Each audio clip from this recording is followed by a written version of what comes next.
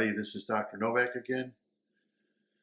In these next videos, since I can't do it all in one video, I'm going to be talking about canister filters. A lot of what we watch on the internet about canister filters, a lot of them sucking in air. There's a reason why they do that. Why canister filters cause cavitation. And we're going to talk about the different filters that are out there, because this video may be interesting to you if you are looking for a canister filter, if you're thinking about upgrading from a hang on the back to a canister filter before you buy it, or if you're having problems with the canister filter, I can maybe tell you why you are having problems with that filter, and it will better explain. Because when you go buy a canister filter, you may look at the reviews, and the reviews may say, oh, this is a great filter. But I noticed that through research, a lot of comments being made, they're not truthful comments. And they're being made by people that are hired even by the so-called manufacturers to make those comments. So you don't know what's the truth and what's false. Canister filters, a long time ago, you had basically like three companies. You had Marineland here in the United States, you had Eheims, and you had Fluvos from Italy. And the Eheims are from Germany. That was about it. Well, today we have canister filters from Japan, China, and China has been flooding the market with all kinds of canister filters like the Sun, and so on, and F-Zone. And these canister filters have been flooding the market, and there are a lot of canister filters out there. I was surprised when I looked at different internet sites how many different kinds of canister filters, sizes, prices. Prices can go anywhere between like $80 all the way up to $1,000+ for a canister filter, like the one you're looking at here, this big one here. It could go over $1,000 if that's what you want to pay. But bigger canister filters are going to run you the 300s and the 300s. Anyhow, the one who really pioneered the canister filters, as far as I'm concerned, is Eheim. Anytime Eheim has come out with something, they went from a round canister filter to a square one, then everybody started doing it. Basically, canister filters were always round. Then Eheim changed to the square ones. And we're going to find out also that canister filters are designed for proprietary components. And all that means is they put components on the canister filters, so you can't buy aftermarket components to fix it. You have to buy their proprietary components to fix the canister filter. That's a good trick that a lot of manufacturers do. They want you to buy only their components to fix their products. And we can see that with like Apple, for example. They want you to use their proprietary components, batteries, chargers. They really don't want you going out of that whole scope of what they're making. Canister filters do the same thing. And if it breaks, you are sometimes just SOL until you can get the component from them. So let's get into this, how canister filters are made and how they are made actually not as well as they should be. And they're purposely made that way because of cost. We will also get into these videos about once you buy a canister filter, then what about the motors?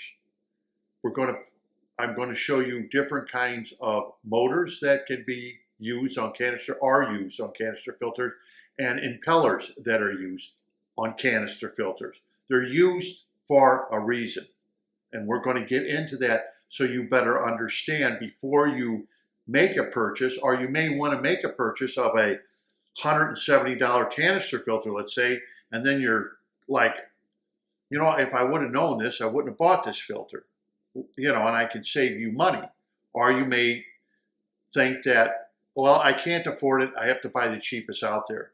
Usually the cheapest means it's going to break. I bought lots of canister filters in my lifetime of different manufacturers that were coming in from Italy or other countries. And the cheaper they were, the less expensive, I should say, they were, they eventually would break down. The motors would break or they would start leaking, and there's a reason for that. And some people have complained about different manufacturers about how cheaply they're made. The plastic parts are made cheap. So I'm going to try to help you with these next videos so you make the right decision and buy the right kind of canister filter. Because canister filters can last a long time. So you have to think not only today about a filter, but what about tomorrow if you upgrade? Yeah, if you get out of the hobby, nobody cares. But what if you want to upgrade? What if you want to go to a bigger tank? What if you want to go from that little 20-gallon tank? You say, man, I really like the 20-gallon, but you know, I found this great deal at PetSmart or whatever for a 75-gallon tank, half price with stand. I'm going to go that. Well, your canister filter is too small. Now you have to rebuy what you shouldn't have to buy. So that's what this video is about. Making an astute decision on buying once and buying the right product for you. It sounds easier than what it is, but it isn't, because everybody makes the mistake of buying the wrong product. Proprietary components are just like if you have a hang on the back, you can't mix and match components from other filters.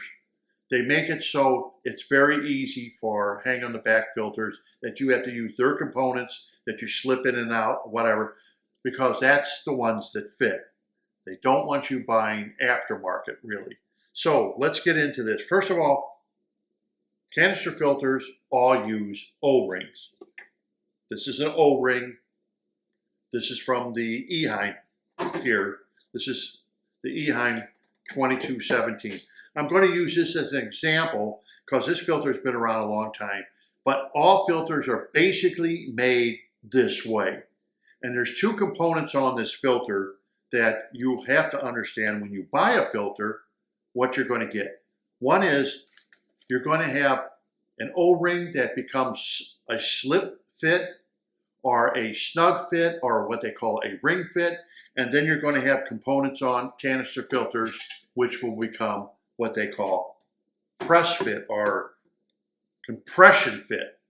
Now, O-rings like this, for example, this is the inlet for this canister filter. It has an O-ring at the bottom of it. This gets screwed on to the bottom. And when you screw this on, like this has an O-ring, and then you'll feel it tighten up like that. That is a compression fit O-ring. It's not going to leak. It's not going to suck in air.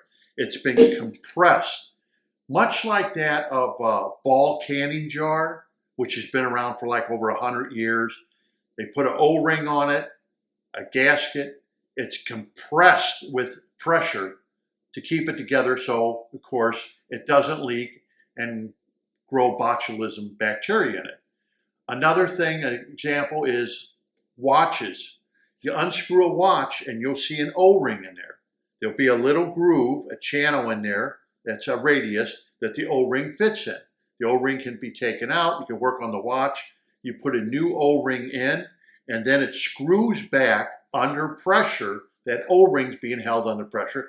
That would give you your water resistance of 100 meters or 200 meters or whatever the watch manufacturer has tested the watch at, because that O-ring now is under pressure. However, now I showed you an O-ring under pressure, but a lot of manufacturers will take an O-ring, let's say this O-ring right here, and I'll add it, put this onto this head.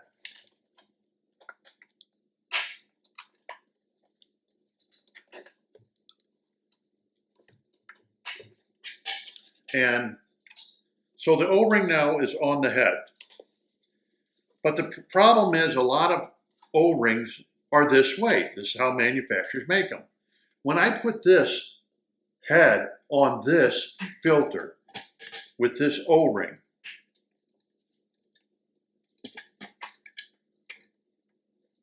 let me see if I even have this right. Okay, so when you put this head on this and you squeeze this down, this is basically what is going to be called a ring fit. And there's pressure, you have to push it down. A lot of O-rings are made this way. Then they have these little clips that you just clip the head onto on this thing. These are flimsy clips. They're basically to keep the head from popping up. The O-ring that is on here slides on the side of here, which a lot of them do. A lot of manufacturers make it this way, and it's not being compressed down. A lot of manufacturers will make little clips that maybe will press down to seal the O-ring. They will make taper fittings that will compress the two taper ends. One will be a male, one will be a female. It's tapered, they fit in. As it goes down the taper, the O-ring is there and it squeezes together. There was that's usually done. You'll see a lot of that in quick disconnects, for example. A quick disconnect like these E-heims here, you have the male end and you have the female end. They are tapered. And the taper part here has the O-ring. So when this goes into here, it's tapered. You can feel it kind of resistance.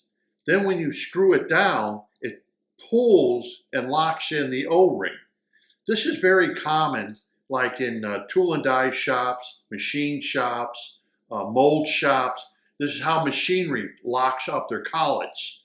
That's all this design is. It's how they lock up a collet. Then when you go take it apart, you can feel it, making a good lock. That's sealing the O-ring so it doesn't leak and doesn't suck in water. When you make an O-ring like this, it's not going to last. Manufacturers know that. It's a cheap, inexpensive design where you have resistance from the O-ring, and when the O-ring's nice and new, you have a lot of resistance. You may even have to put some petroleum jelly, Vaseline on the O-ring to make it slip easier. Like this one's not slipping in, so probably. And people will think, well, that's nice and tight, and then you just snap it closed. Or they'll have a little switch you just switch over that kind of holds it in. That's not a tight seal. They know that.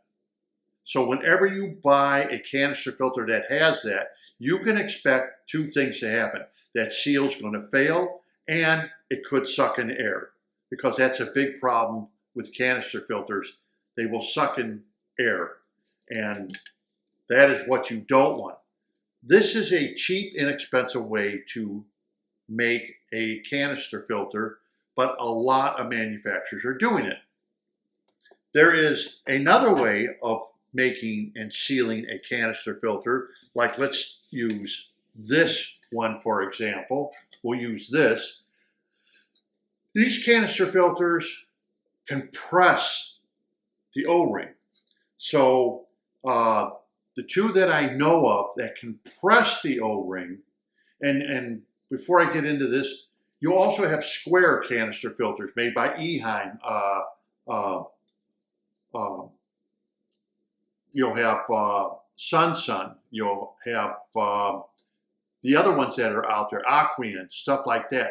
They're all square now. Now, E-heim started this square canister filter, and basically it'll have a proprietary O-ring that you can't buy except from them, and it fits in there, and it goes down, squeezes down, and then I'll have these clips like this, basically snapping it down. The problem is that's dependent on 100% how much resistance this O-ring is giving. Okay, that is another bad design. O-rings give up. They finally become grooved. They get hardened through water. Their elasticity is compromised, and eventually they can leak. It's best to carry extra components. We see the canister filters too, where they have a pump on top, right? You've seen them. They have a pump on top of the head, and they'll have a pump. You pump down on them to fill up the canister filter. All that is a piece of plastic with a spring underneath it and an O-ring. The O-ring will have a lubrication on it, and when you push it down, the springs pop it back up, and that will suck in air to fill up your canister. There's another weak point. That's the weak link. That O-ring is just sitting in there with a ring fit, and because if it was press fit, you couldn't move it.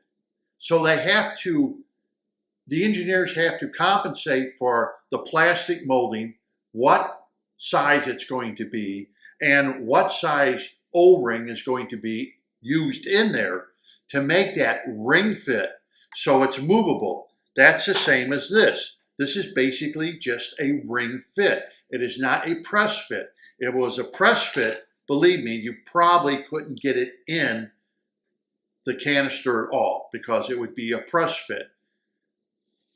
On something like this, for example, F-Zone uses this. This is an ADA canister. I'll just use this as an example. The O-ring sits in a groove on top. You see there's a groove on top here. It's about a 1/4 inch, and that groove means this O-ring sits on top. Does this sound familiar? Sure. Your ball jars, all your watches are made this way. They have a groove, O-ring sits on it. Then you take the lid, put the lid on, right on top of the O-ring. Now, the clips, compared to what you saw with the flimsy clips from here, are some of the clips, well, I would say most of the clips, or all of the clips that are being used on canister filters where you push them down. They're depending on that O-ring to give the back pressure, to seal it. But as I said, O-rings do wear out. They get old. They can get out of shape, and you can cause air to get into the head here, and it will sound like cavitate. It will almost sound like there's sand in the impeller because there's so much air getting in that it will sound like, and you can hear it. Sometimes it's pretty loud. People don't like it. Now, on a canister like this, for example, these clips, okay, they have a spring inside of them. And that spring, see, that is very hard. Now that spring is bringing constant pressure down. It's not depending on the O-ring. So as the O-ring wears and gets out of shape, these springs will constantly keep compression on that O-ring. Then if you use the clip and you're depending on the O-ring itself to give you resistance, no. This is why ADA and F-Zone use spring clips. This is very, very common. These are very, very hard to get off. But if you want to make a compression fitting on a canister, this is the way to do it. This is the correct way an engineer would engineer a canister filter. You have to compress the O-ring so it doesn't suck in air. There was a OACE filter where someone said the pre-filter, I watched a video on it, they put the pre-filter in, it's got a little lock on it, they said it was sucking in air. So people are putting all kinds of petroleum jelly, Vaseline around the O-ring to stop it from sucking in air into the canister, okay? That's because it's not being compressed. That's what O-rings are designed to do. Be compressed so they don't leak. Look at your watches. So this is something you have to look out for. All manufacturers do it. It's a cheap It's an inexpensive way of sealing your canisters. Next, we're going to look at what another problem is. We know there's a problem with the clips. Like this, you can tell these clips aren't pushing this down. This is just sliding, and the distance between the ID and the OD here and what this is, that's all it's depending on, is that ring fit to fit in there. And as this ages, you have to buy a new O-ring. And there's nothing you can do. That's the way the manufacturer designed it. The ones that have the O-ring on top and they're square, whatever, those are designed also. I've had those wear out. They get a groove in them, right, sitting on the top of the lid. They get a groove in them, and they start leaking or sucking in air. Very common. You'll have to buy it. That's a proprietary component. You'll have to pay the piper.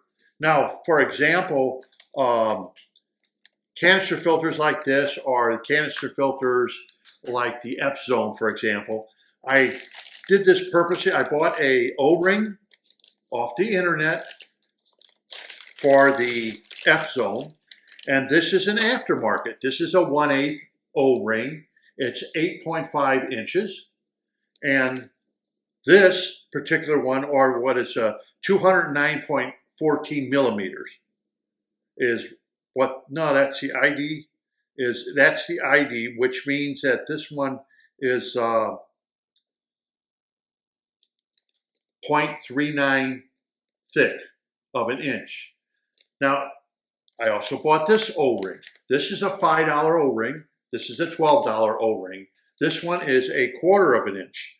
That's for your ID, and it's a 1/4 of an inch for your, or 6.99 millimeters in diameter. But this is another O-ring, and this goes 8.5 inches. Bought this off the internet. This is $12. This is a $5 O-ring. You can buy them, have them on hand. You don't have to buy proprietary components. You can buy these O-rings right off the internet, wherever you want to go. So that's a big difference if something breaks, or if there was a leak.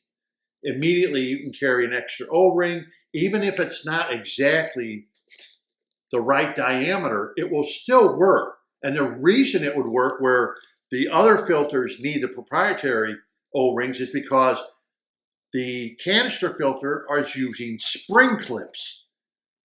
And these are very, very strong. I mean, you can't pull them out by hand. You'll have to use a mechanical tool to pull this out. That's how much pressure it's putting down on this O-ring. It's never going to leak. It's never going to suck in air. You'll never have to worry about it ever doing that because of that pressure. There's another thing that was out. This is a piece out of a Marineland quick disconnect, much like these. The trouble is with Marineland, it had two components that you put together, but this went in between the components. And then you squeeze it together, and then you would turn it to lock it. That was a Marineland. And of course, it had your on-off valves. The trouble is these leaked. After a few times of taking the quick disconnect apart, they started leaking because of the O-rings. The O-rings were only more of like a close, not even a slip fit, but it would be more like a ring fit. That's a very tight tolerance, trying to make a ring fit, because of course, if it's a press fit, then you won't be able to get the stupid thing in. If it's a ring fit, you'll be able to slip this in. They started leaking. And I know this because it's happened to me.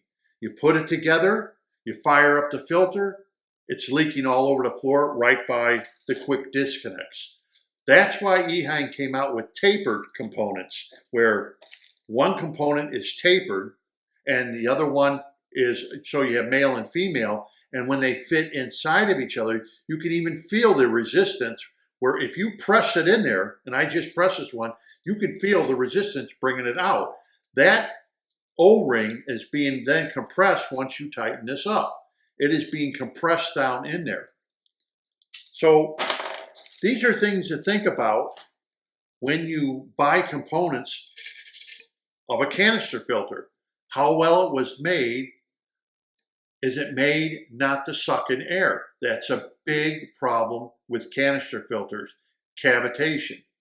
So in order not to make this too long of a video, I've explained to you about how the O-rings are. You can probably look at your canister and say, yeah, I see that the clips are basically depending on the O-ring when they come down, and not a spring clip like this, where once that O-ring is in, even if the O-ring gets squeezed down, this still is going to put a lot of pressure on it. That's why you're able to get by with different size diameters of O-rings, because that is going to compress down on the O-ring like it's supposed to. Manufacturers don't do that. It's costly. In my next video after this one, I'm going to talk about connecting up your tubing, what you should be doing and what you should not be doing. I see a lot of mistakes on connecting up tubing. We will also then get into motors, impellers, how engineers design impellers, why do they design them that way. If they're not designed quite correctly, they will have cavitation and they won't be able to blow out the bubbles that come into the filter good enough. They will always be cavitating, and like I said, it almost sounds like sand or something's constantly being mixed up in the motor, and you'll have to shake the motor or literally stop the motor. So I'm going to show you that on another video, not this one, just to keep it so it doesn't have long length. But that's the first part of this. When you look at a canister filter, try to make a decision on how it's made. Look at it, open it up. A lot of people can't. They order stuff on the internet. You can't really see how the manufacturer made it. How are the O-rings? If you see that the O-rings really aren't being compressed down there, and they're using a cheap clip, and a lot of them do that. They just have a little thing that you'll snap or clip. They're depending on the O-ring itself. Unless it has a taper, they're dependent on the O-ring itself to make the pressure, and that eventually is going to fail. It's only rubber, and as we all know, rubber can lose its elasticity and it will lose its shape, and it can get skinnier. You may not notice it, but it does, just through age. Manufacturers know that. So you should buy then, like I did here, for example, this is a whole set of O-rings for an E-Heim. And in here, there's also O-rings for the Marineland Magnum that they used to have. So it's got E-Heim O-rings in it and Magnum O-rings in it because they were proprietary components. You couldn't just buy them off the shelf. Nobody sold them. You had to buy them from the manufacturer. Whatever price they're going to charge you, you have to pay the piper and you have to buy them. Usually with these, though, compression ones, you could probably go to your local hardware store and find O-rings that will match, because remember, it's being compressed in there, that you can use at a hardware store. O-rings are very cheap. They're not that expensive, but if you have a proprietary O-ring on a square one, they could charge you 30 bucks an O-ring, $30, $35 for one of those O-rings. You either pay it or you don't have a filter. So until next time, I will explain more about how to connect up all your hosing correctly. A lot of things you see on the internet are incorrect, and I'm going to show you how to stop it from sucking in air. And then we'll get into the third part where I will talk about cavitation of motors, why do they do it, how we can take the motor and help. It's designed basically to blow out the air. That's what a motor should be designed to do. It should be designed, if it does suck in any air, blow it out. How does canisters get air sucked into them? There's lots of ways and lots of mistakes that people make. So until next time, this is Dr. Novak. Thank you very much for watching.